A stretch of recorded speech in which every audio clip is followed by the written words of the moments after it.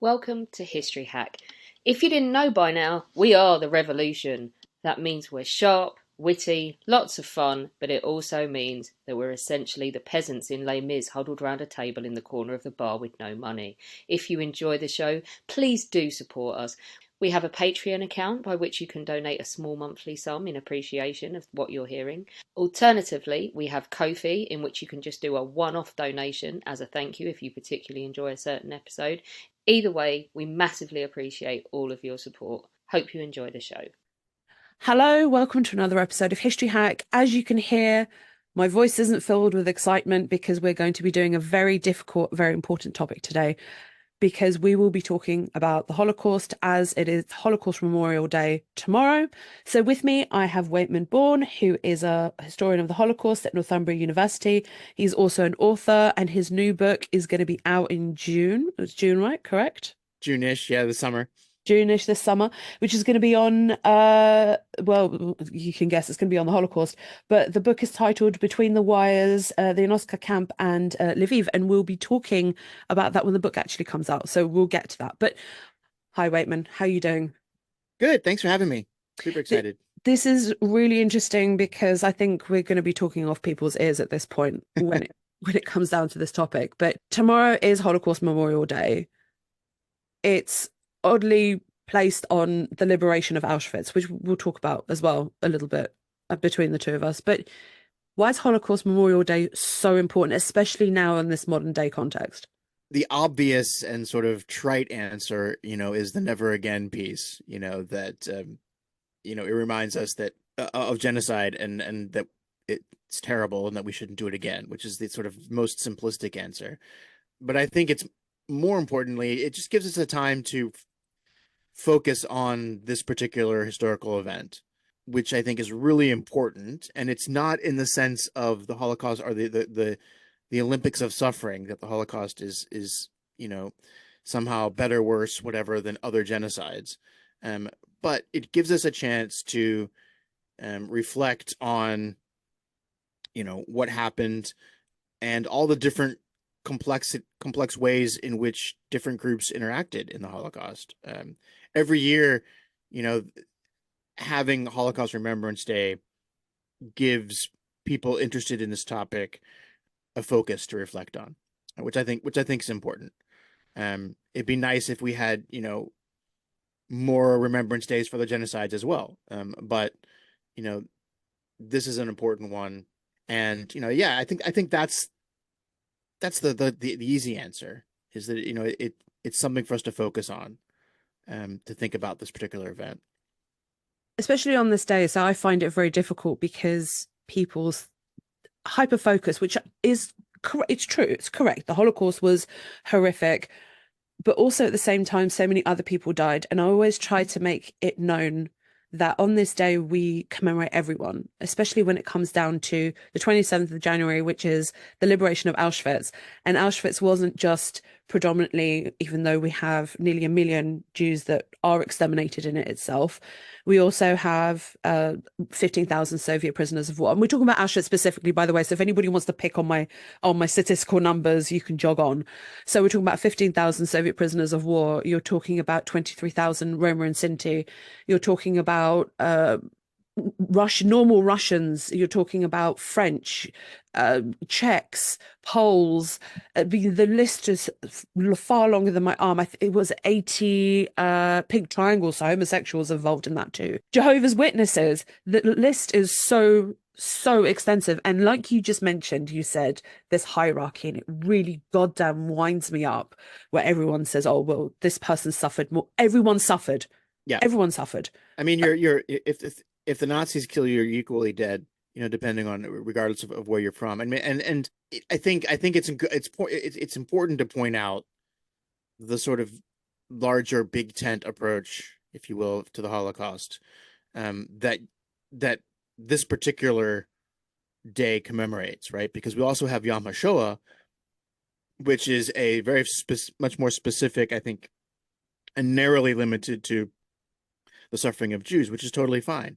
I tend to view, in my work, I've started to use the phrase the Nazi genocidal project, of which the Holocaust, if we're defining it more narrowly as targeting Jews, is one aspect. But of course, there's, Poles go in for different treatment than other Slavs based on a Nazi sort of racial worldview. Same thing with Roma and Sinti, with LGBT people, arguably Slavs in general, at least in the Soviet Union, because the Nazis were planning on murdering between 30 and 40 million of them, right? So Mm. had the Nazis sort of won, or been successful, and then say the war went on for 20 years or whatnot, we might be talking more about the fact that they starved to death 30 to 40 million Soviets, right? So there's a, Yeah.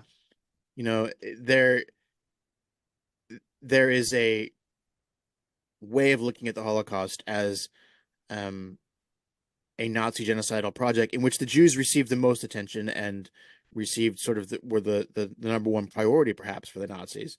But there were lots of other people who also were victimized, and suffered under the Nazis. So, I tend to view the Holocaust, the word Holocaust, when I talk about Holocaust history, for example, for me, that's a more inclusive term.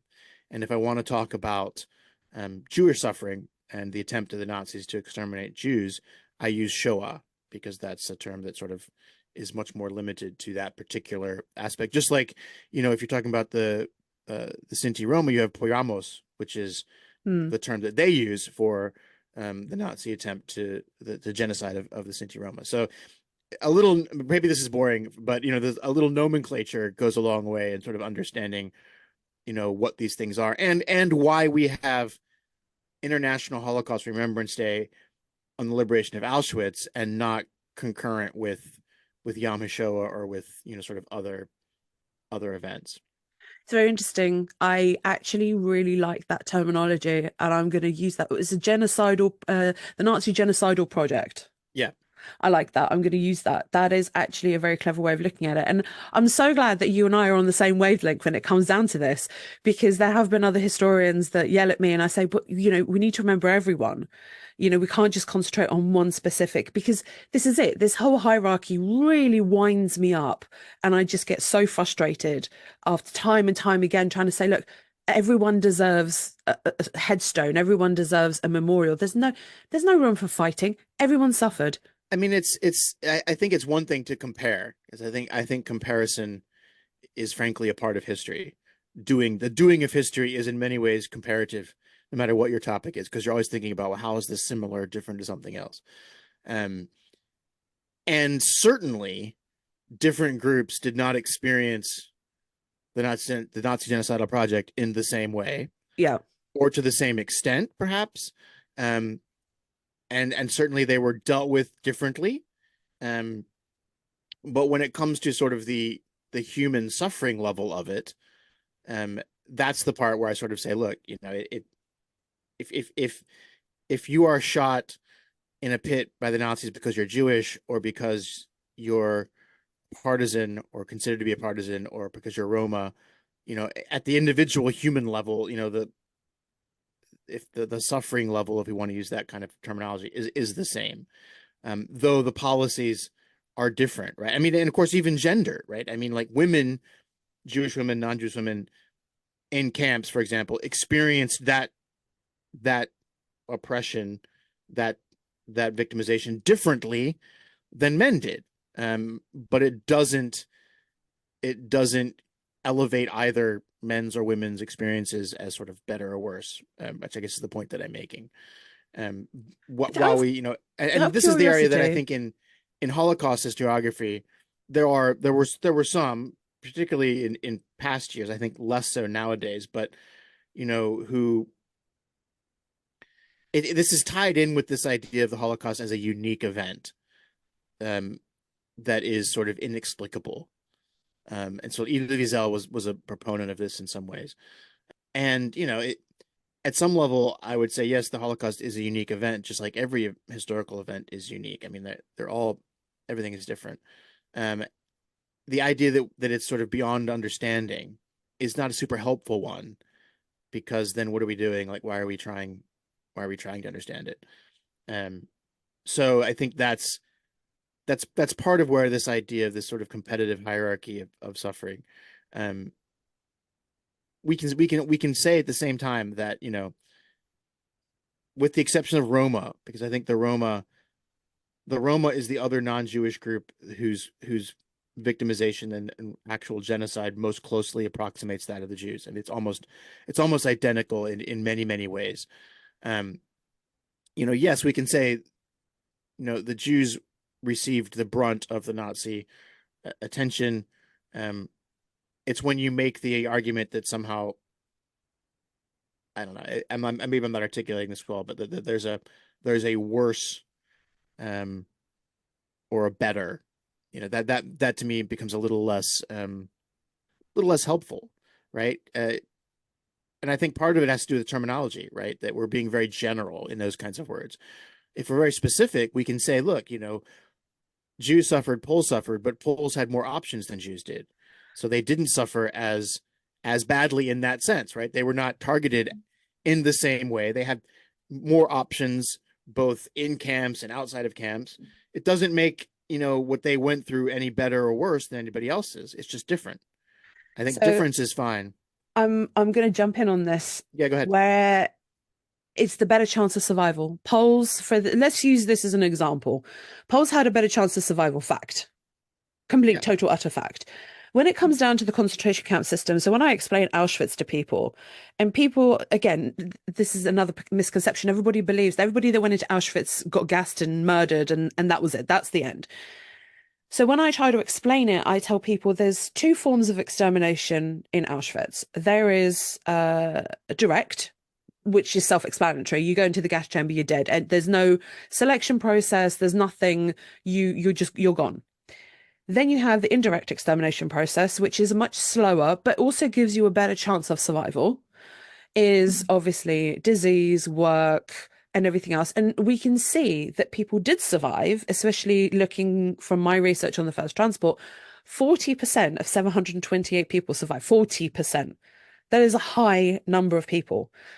Don't get me wrong, that's not how all the transports were, but there are some that completely were wiped out for various reasons and whatnot and whatnot. But at the end of the day, Poles had a chance to survive. The Germans who were put into the camp had a chance to survive. Within the hierarchy, like you said, Roma and Sinti, very similar experience. They didn't have that chance. They had direct extermination. You had, what my mind is going, Soviet prisoners of war. At the beginning, they suffered direct extermination, which then kind of evened out a little bit. I'm not trying to put down their suffering at all, but it evened out a little bit where they had a slightly better chance of survival. Like you said, it's all to do with experience. Everybody suffered, but it's all to do with experience at the end. Well, I mean, and I think, as historians, right, what I do is I simply turn that back and say, what's the goal? Why are we asking the question? Um, if we're trying to sort of elevate one suffering over another, that's not super useful as an historian, to me, but if we're trying to compare and understand, how different groups of people experience this event, how they navigated the circumstances in which they found themselves, now we're doing historical work, right? Now we're looking at, okay, how was the experience of a gay man marked as such in Auschwitz? Because many didn't come in marked as gay men anyway, but it's fundamentally different if you marked as a gay man in Auschwitz than if you weren't. And so if we're asking the question, how did that person experience Auschwitz? How did they navigate, the environment in which they found themselves? That, I think that's an entirely worthy, worthy endeavor. And if we're saying, oh, the Holocaust experience was worse for gay men than it was for Roma or whatever, then that's becomes, I think, a less useful sort of historical endeavor, because it seems to be, again, engaging in this Olympics of suffering, which I think is not usually helpful, because it's suffering in the Holocaust is not a sort of zero sum affair. If one group suffered, it doesn't take away from the fact that another one did. There's unfortunately with the Nazis, there's plenty of suffering to go around, and you don't need to sort of do that. But Um, yeah, I mean, I think that's what I have that's why I think the Olympics of Suffering is not a super useful game to play. I wanted to actually do my PhD after I did my master's on the first transport and stuff because I find survival so interesting. And people who usually say, yeah, yeah, well, we all know why, luck was involved, or for example, to do with the earlier transports, people knew how the camp worked. And there's all these typical sort of boxes you've got to tick to be able to survive. But I love the whole idea of what really truly made people survive religion. So, for example, someone turning to God or someone turning away from God, or friendships, for example, from the same town, the same prison that you were in, and all of these sorts of very intricate little details that we seem to sometimes really forget. I really wanted to work on doing something like taking all the first transports, specifically focusing on Auschwitz itself, taking, for example, the first women that arrived to Auschwitz, compare that to the first men. How did their experience differ? What about the first Jewish transport of men? What about the first Jewish transport of women? Well, obviously, we know the first Jewish transport of men was thrown straight into the gas chamber, so that doesn't really count. But for example, maybe the first transport from France. They're going to have a completely different experience than the first transport from, let's say, Benjin Yeah. in the ghetto. You know, completely two different sides of a coin. And I just thought it'd be really so. I don't know. Somebody might steal my idea for a PhD there, but it is really fascinating to look at how the survival truly was and how many people survived. Why did they survive? Did they die post-war? Did they die from, I don't know, something like the bombings that happened in, where's my brain died, in Lubetsk, for example, the Lubetsk disaster? It's endless. I think this research could just keep going forever and just never stop. Well, I mean, and this is something that I mean, what that's begging for is a social network analysis, basically, of, tracking these people's movements through the system, which is something that I did with the UNOFSCA perpetrators, where I basically tracked all of them and realized that some of them like literally knew each other, and that like large groups of them grew up within 70 kilometers of each other in Silesia and in the Banat, which is an area of what is now sort of Hungary and Serbia, etc. But and actually some of my colleagues in this geographies program, geographies of the Holocaust group, did this with some Italian Jews sent to Auschwitz, and they realized there was this weird cohort that sort of kept getting transferred together from camp to camp. Based on, for some of them it was based on what their job was before the war. Like stonemasons get sent to do stonework in various places, and these people that don't know each other have no connection whatsoever except for this one basic thing, or women get sent to a certain place to do sort of tasks that the Nazis have identified for women. So yeah, I mean, like with the first transports, it all hangs on how much information you know about all the people, but tracking them through the system would be really interesting of sort of seeing, how do they end up going places, because of course there's an internal logic sometimes with what the Nazis are doing, and sometimes it's complete luck. Like if you arrive at a transport in Auschwitz and they don't need any workers, then you all go to the gas chambers if you're Jews. Um, and if you arrive in the in there and they need a bunch of people, or they need your particular area or the area that you say you know how to work in, then you have a chance. So it's really, I mean, the other example, to get back in some ways to both what you're talking about and the sort of the rhetoric about the Holocaust, that people often make the argument that it goes to the extreme in both directions, right? That Poles were sort of complicit in the Holocaust, right? And so there's, on the far end of the spectrum, there's the, Poles were just as bad as the Nazis, et cetera, which is not true.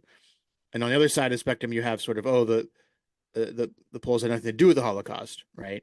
That they were all fighting the Nazis and they were all in the Home Army and this kind of stuff. And the truth of the matter, which is the complexity piece that I keep hitting on, is that it's more difficult than that. Yes, it was, if you were a Jew that escaped from a concentration camp in Poland, or you escaped from a ghetto or something, it was difficult to survive on the outside because the local population tended to be less hospitable to you.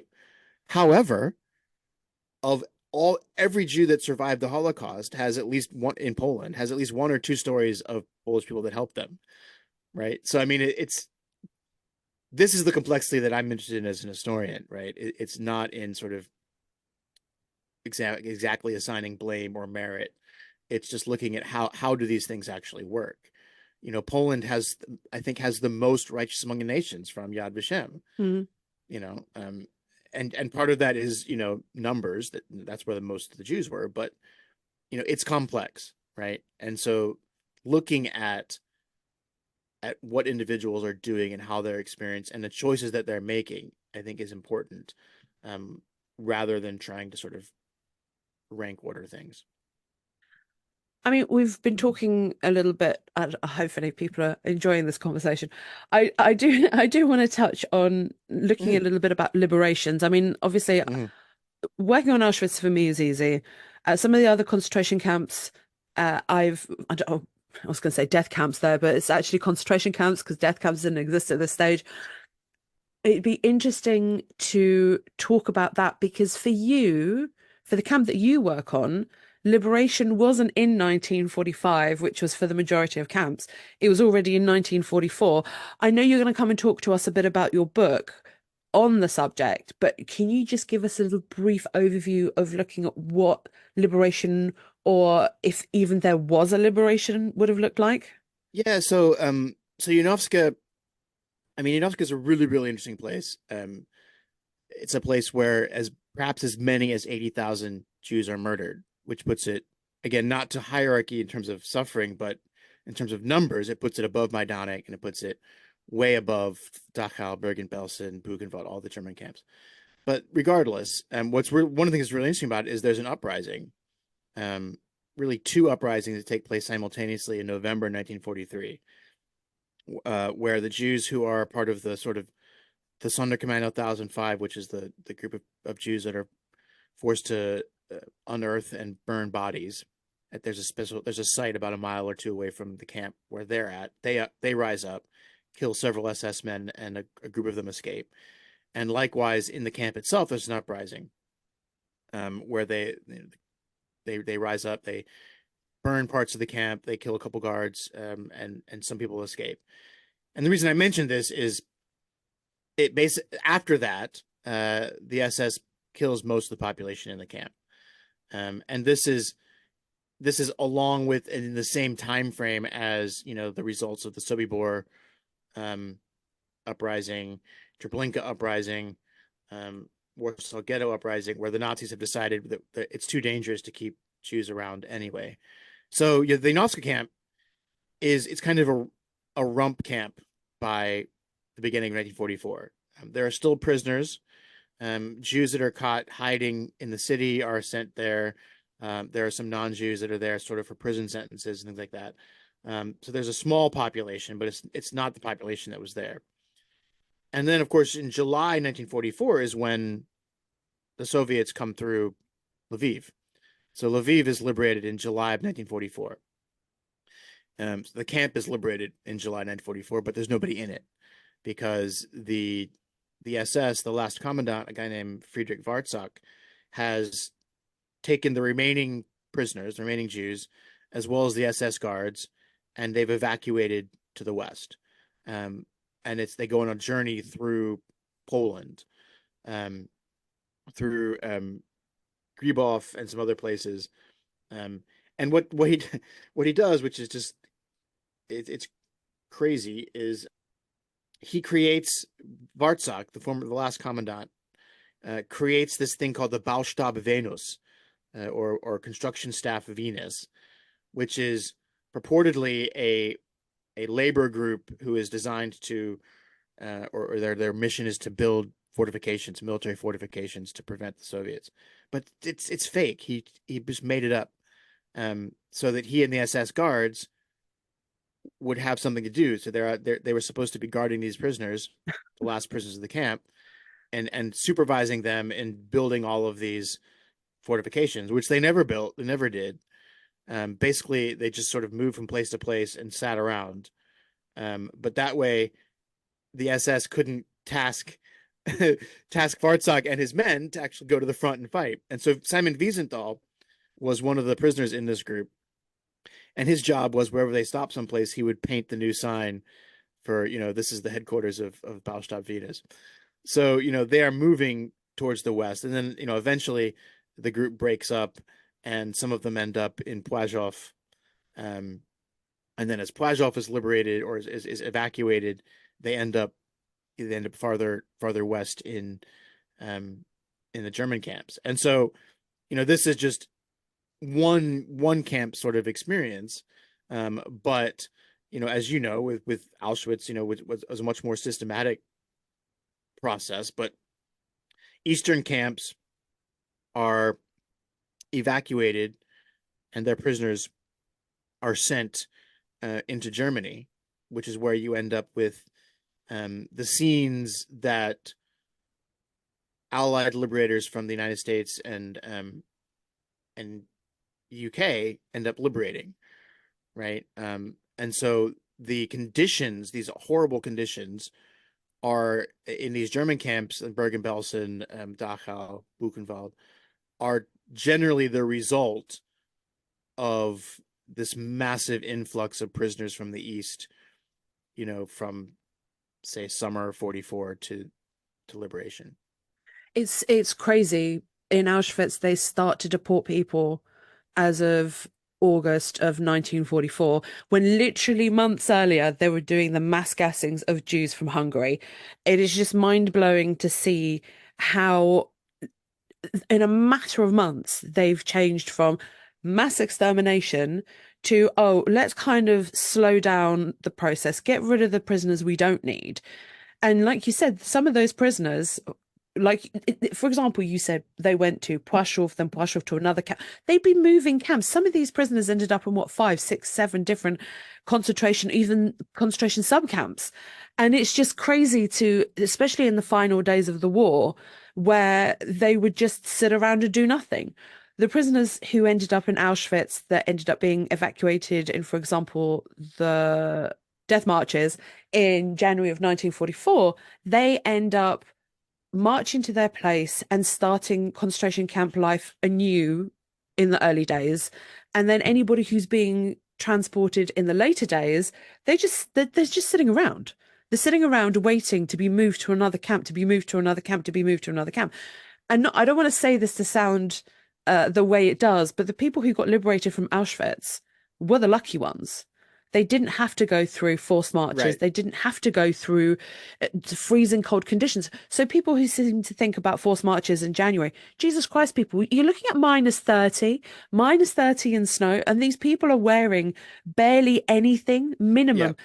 Thousands of people die along, and they're walking through the whole. And they're not in good shape to start with. I mean, they're in, you would be surprised they could walk, down the street in the conditions that they are. I mean, one of the things that to go along with what you just said, that I like to highlight is that as much as the Holocaust is a history of confinement, right, of being locked in a ghetto, in a camp, etc., it's also a history of movement. Yeah. I mean, people are moving all over the place, and these movements are, are connected to the war itself, right? So there's train issues. Whether or not you get to ride in a train, is sometimes dependent on what the military situation is. And again, getting back to that comment at the very beginning, that's part of the luck, right? Is in this case, if you get to evacuate from Auschwitz, at least partially in a train, that is far superior to having to walk, even. And much of the forced marches, as you know, from Auschwitz are to train stations. Yeah. But still, I mean, that's, again, as you point out, I mean, it's one thing if you or I were to walk from Auschwitz to a train station, but these people are in, horrendous condition already physically.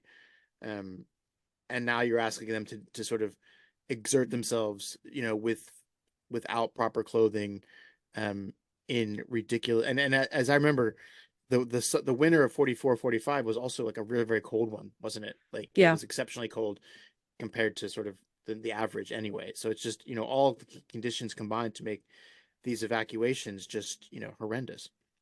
It's so I do this one thing when I go to Auschwitz in the winter. I need to keep reminding myself that even though I'm cold and I'm wearing however many layers with a hat and gloves and everything else, I need to remind myself I am very lucky. I am still fully clothed and partially warm. These people would have been frostbitten. They would have collapsed and died at the side of the road. But what's also really interesting that I find when these evacuation processes happen, if you're on the territory or the former territory of Poland, where the population, civilian population, is Polish, Polish prisoners had a higher chance of escape. And a lot Yeah. of these escapes did happen where they managed to, for example, there was one guy who was given a blanket when he left, and he ended up wrapping himself in a blanket and kind of just like throwing himself to the side of the road. So the SS men who were escorting them didn't see, and he kind of waited for the column to pass, got up and ran to the trees. And so many of these escapes happened, and these people who were giving the prisoners shelter were also under risk of being arrested, being shot, because they're giving refuge to a prisoner who, in themselves, should be dead. It's incredible to see how these dangerous situations have just not stopped. For example, they are still in danger of being shot, murdered, executed, and It's also what the example you just gave is a good example of the various gradations of help and rescue, right? I mean, the fact that someone gave him a blanket, that's not a it's not a massive rescue. They're not hiding him in their basement, but that act of charity and help could mean the difference between life and death if you're on a death march, right? If you're I mean, and then a group of people helped him maybe overnight or whatever. I mean, and so it's this the cumulative effect of these little acts of help, right?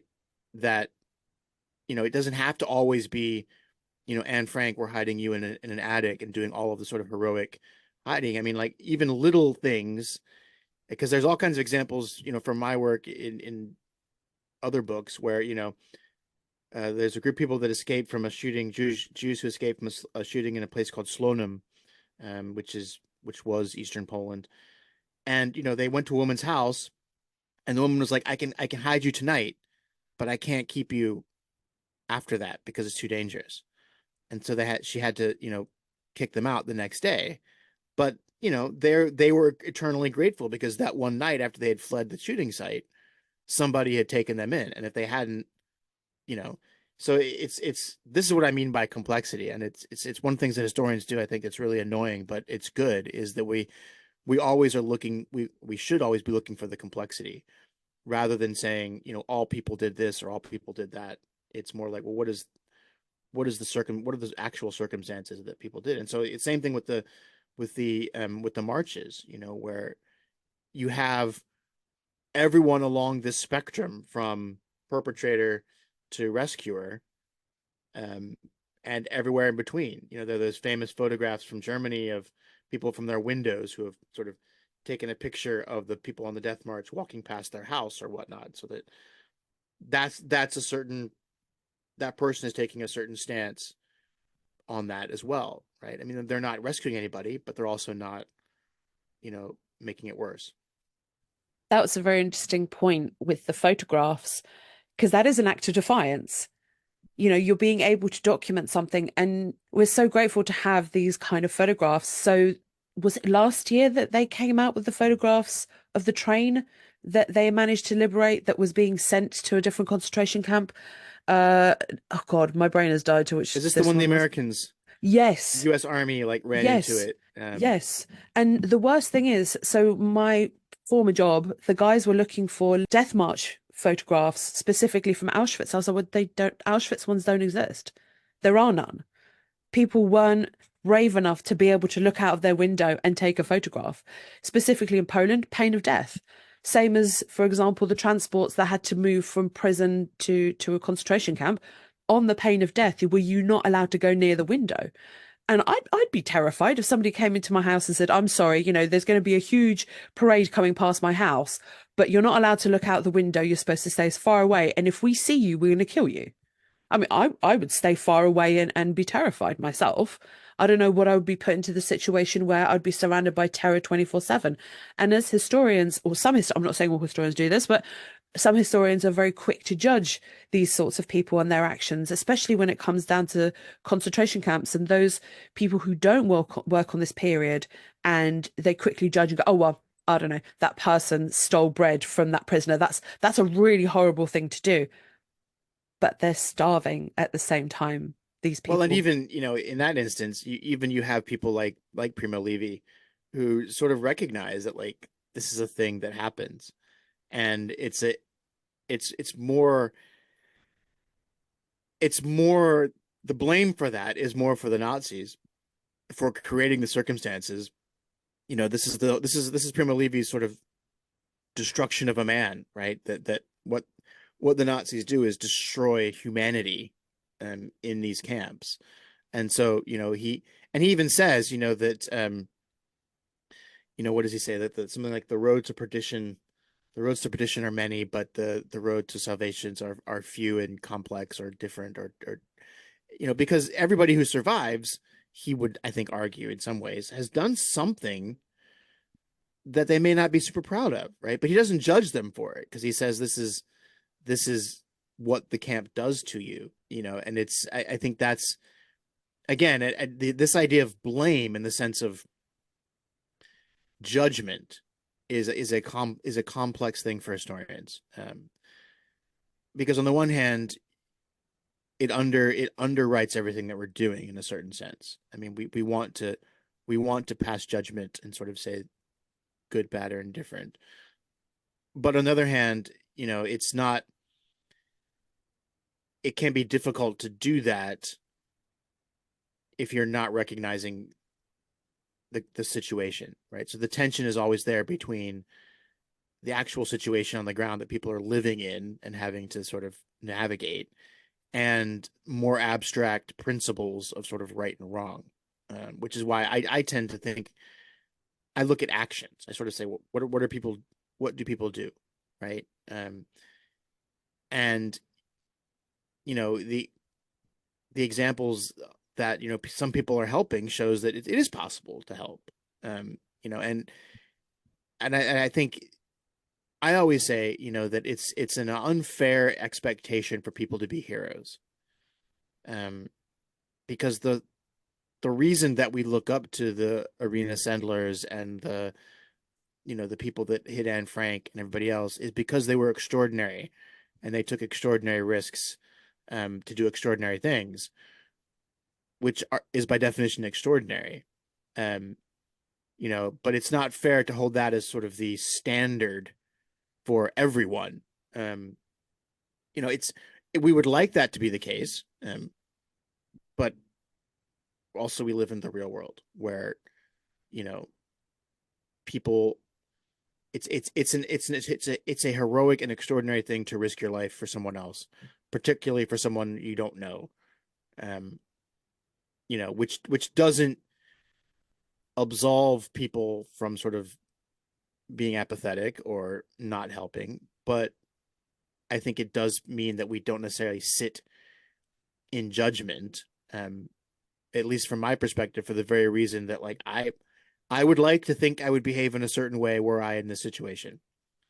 I But I have agree. no way of knowing how I would behave, you know, in a situation. It's the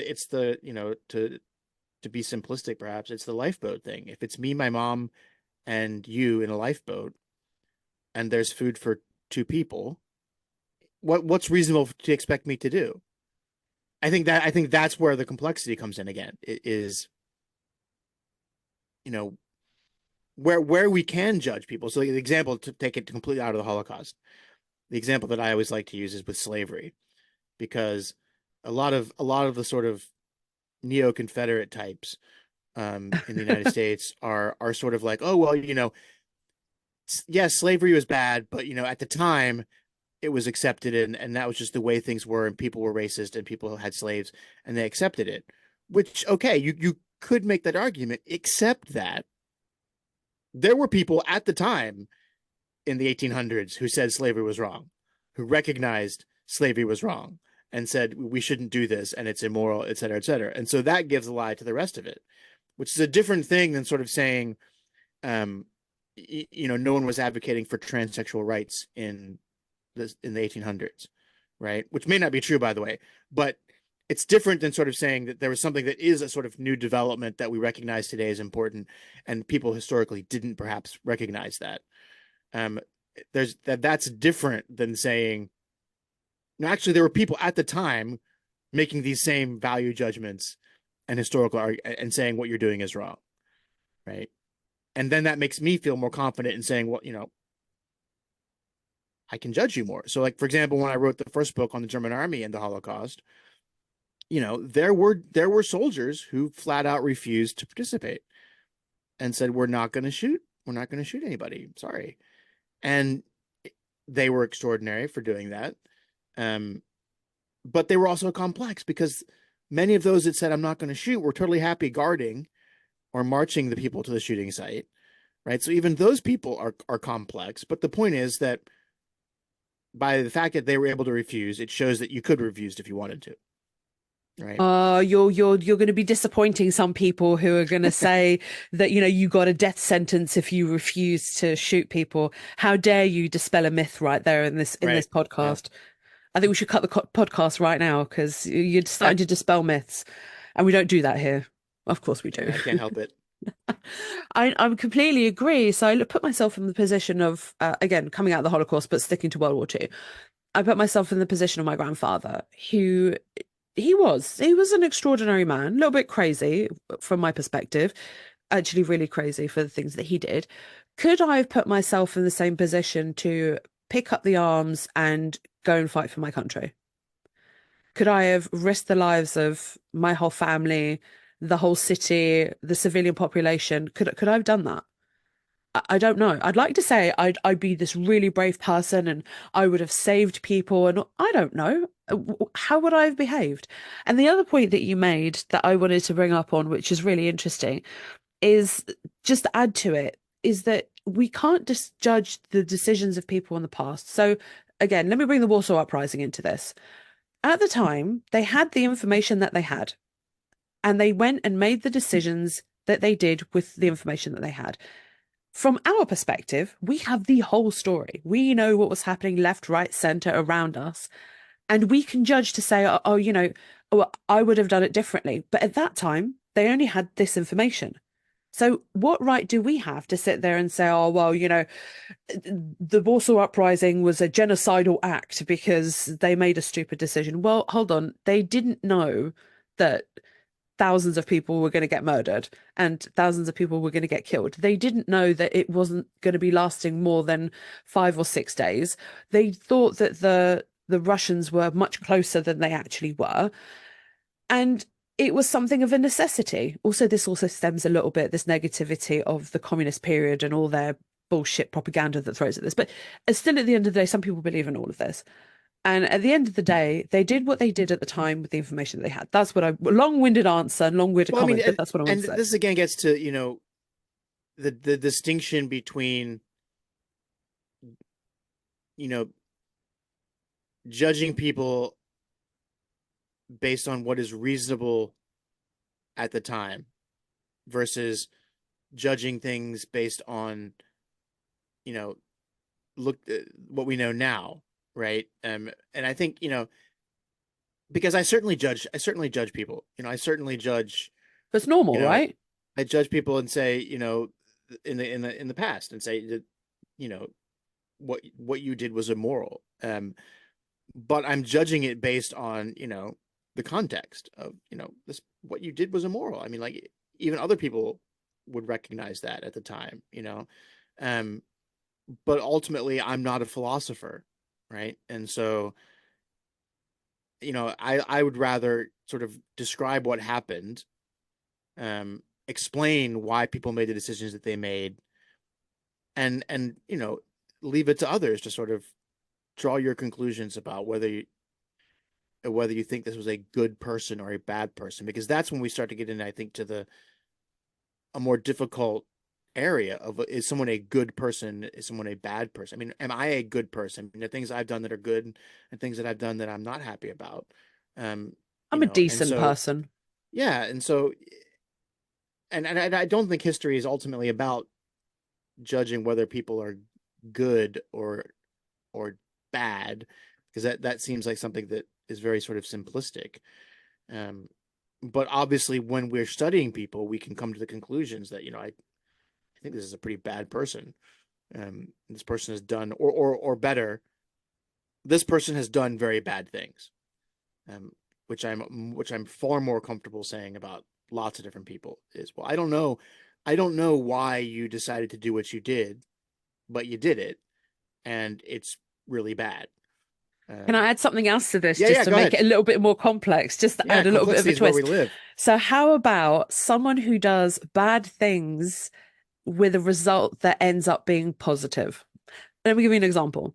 So, one of the prisoners I was studying, he was working in repairing shoes for the SS. The SS man comes in and he, you know what they're like, pedantic. He saw a tiny little flaw and he started screaming. He's like, "Oh my God, you've completely and totally decided to sabotage," and pulls his gun out. And the capo decides to beat, practically borderline to death, this prisoner. In theory, what he does is he saves his life because the SS man would have shot him on the spot. And when he wakes up after this beating, he looks at him and he says, "Why?" And he said, "Because he would have shot you then and there if I didn't do what I was supposed Yeah, to yeah, do." yeah, yeah. So let's bring that complexity into this argument, because then it just makes it so much. And I love these complexities where you see a bad action that ends up actually being a good action, but is also immoral at the same time. Yeah, I mean, another great example is in rescue. There's a reason why Yad Vashem has certain requirements for who qualifies as a righteous among the nations, right? And one of them that disqualifies you usually is if you accepted money from the person that you were hiding, right? Because there were a group of people, rescuers who literally were in it for the money, Yeah. Well, and that's would just do it, and when the money ran out, they often killed the Jews they were hiding, right? Um, so complexity, right? If you're one of those people, they have saved your life, assuming they don't kill you. yeah. But they're not doing it for any good reason except they want to make money off you. Conversely, there can be potential righteous among nations who are rejected because they took money when it was actually a case of the Jews saying, "Look, we know you're a poor peasant, and here's money that you need to buy extra food Yeah. for us." And so it's not an exploitative situation. It's simply, the people that are Survival. being hidden recognizing that the rescuers need help, right? And so, that's another example of like, well, where do you put these people on the spectrum? There were anti-Semites, there were rabid anti-Semites who saved Jews, Oh, that because is so complex. I love that. Do you know because what they bringing thought, look, I don't like Jews and I don't like them, but they're people and they shouldn't be killed, yes. and so Zofia it's Cossack. Oh yeah, my God. She is like one of my favorite examples where she was a rabid anti-Semite and she worked saving Jews and she wrote protests. And I mean, I was able to translate one of these for one of the books I was working on. And it's incredible to see that this woman who was so anti-Semitic, suddenly she's like, but they're people, they're human beings. We shouldn't be yeah, I love that situation. There's also one more that I came across not long ago when I was doing reading. This one guy in Auschwitz, Polish prisoner, political prisoner, rabid anti-Semite, hated Jews, but he worked in the Effektenkammer in Auschwitz one, and he tried to help any of the Jewish prisoners that arrived to the camp. And he said, "Look, I did my best. I did my best, but they're not going to survive. They won't. But I did my best to help. Even though I hate them, they're still human beings at the end of the day." yeah. And it's just, I don't even know where to go with this. It's just mind blowing. I find it so fascinating Well, I the mean, way it's people like, respond. what's the guy, Maximilian Kolbe. Maximilian Kolbe, right? There's some evidence that he was, we'll say, not a huge fan of Jews, but he also saved a person by sacrificing his own life, and there's nothing that we can take away from that. That absolutely, yeah, absolutely. So things, history is complex, people are complex, and it's in examining those complexities, I think, that we learn more about history, about the event, but also about people and their involvement. I mean, to me, I mean, this is my bias historically towards microhistories, towards focusing on, where the rubber meets the road. Is my bias there is that I think that's where you really see interactions and people making choices. It's not that the higher level stuff isn't important, ideology isn't important, etc.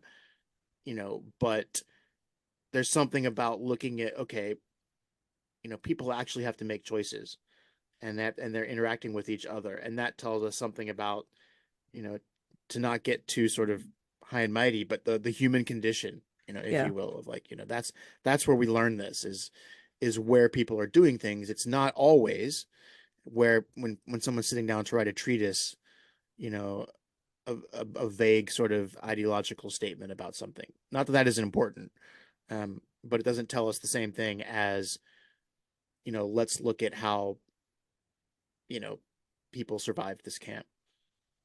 Just one more thing before we finish. I want to add on Maximilian Kolbe. This very interesting point you brought up, actually. Add one more, even though he doesn't sacrifice his life. He Tadeusz Pietrzakowski, that stupid film they brought out in Poland, The Champion, that I despise and hate and have criticized every single thing about that film. That film is about Tadeusz Pietrzakowski. And what people don't really know after they've watched this film, stupid film, is that Tadeusz Pietrzakowski had a very close relationship with Maximilian Kolbe, and he writes about him quite a lot.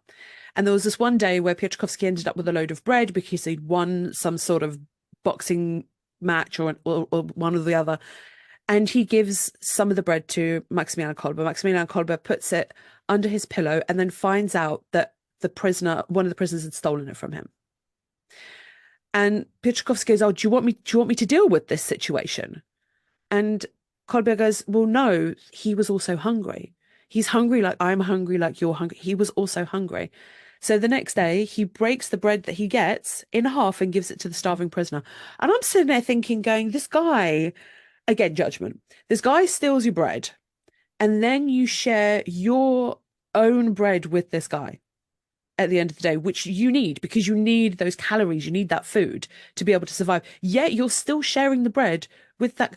For me, the logic makes no sense, but when you're a Catholic priest, it does make sense. That's what you do. You do good for others. Yeah. Yeah. Yeah. I mean, and this is a whole nother can of worms, but this is one of the biggest indictments that I have of the Catholic Church and the Holocaust. Like one of the Oh no, arguments that, stop it. Stop I mean, I'm it. just saying one of the arguments that has been made about Pius the 12th, right, is oh well, he was worried that the Nazis might destroy the Vatican or destroy the Catholic Church. And I've always said, well, what better thing as the Pope, what better thing than to be killed by the Nazis standing up for your religion? I mean, isn't that the most Christian thing possible? And again, the Catholic Church and the Holocaust is a whole nother incredibly complex topic because there are lots and lots of individuals who used the church, used their resources, that the church, places to stay and convents and everything else, to hide Jews and to just rescue people. At the same time, the church as an institution, not so much, right? So again, Yeah. it's complexity, right? It's and then you have, in Croatia, you have actual Catholic priests leading the killing squads and stuff. So I mean, it's everything is complex, right? And you have to look at these individual sort of circumstances to try to begin to understand, you know, what's going on and how these disparate ideas and situations are interacting. We've got to do that. We've got to come and do something on the Catholic Church because I have so much to say on this subject. I have so much to say because I've edited that volume of works, and my God, there's letters and meetings with the Polish ambassador to the Vatican where he goes to the Pope and he's like, dude, this is what's happening. They're murdering Jews. This is the evidence. This is the reports coming out of Poland. Here is the evidence. Do something about it. Well, not even Jews. I mean, like when they're killing Catholic priests, Pius XII isn't doing anything. So I mean, the Jews can't expect much out of it if he's not going to say something when the Nazis are killing Polish Catholic priests. Should we just give him an award now, the most useless pope of all time? Yeah, I mean, I think so. It's too bad that Pius XI couldn't stay around longer because he seemed like the better guy because he's the pastoral, man of the people, ministering to the poor kind of guy, and Pius XII is a sort of bureaucrat, diplomat, looking at the big picture sort of thing. So oh no. Okay, do you know what? Let's wrap this up because you and I could sit and talk about this for absolutely ages. Do remind our listeners the name of your book that they should already be pre-ordering now on Amazon or any other platform. Yeah, it's called Between the Wires, the Yunovska Camp and the Holocaust in Lviv, and it's coming out from University of Nebraska Press in the summer sometime. Perfect. We'll get you back on to talk about that because I think that we'll have an interesting conversation because we both love the city of Lviv. Yes, and I love the city. There's so much we can talk about it, and there's so many things that happen there where you've got from the Soviets to no, there's too much. No, I'm going to stop now because I think I could rant onto this forever. So Waitman, you've been great. Thank you so much for coming on today. Thanks for having me. This is fantastic. Our incredible guests give us 45 minutes of their time to join us and talk about their work or their new book. This is just a small taster. As a result, we have launched our very own bookshop on bookshop.org, where you can find our guests' latest books, you can support them, and you can support us on History Hack. 10% of every sale via our bookshop supports the podcast and allows us to keep going and bring you more top-of-the-line guests. You can find our bookshop at bookshop.org/shop/History Hack, or search for us in the shop section. Thank you so much for your continued support. We really appreciate our listeners and supporters. So make sure you get down to the bookshop and grab yourselves a new book.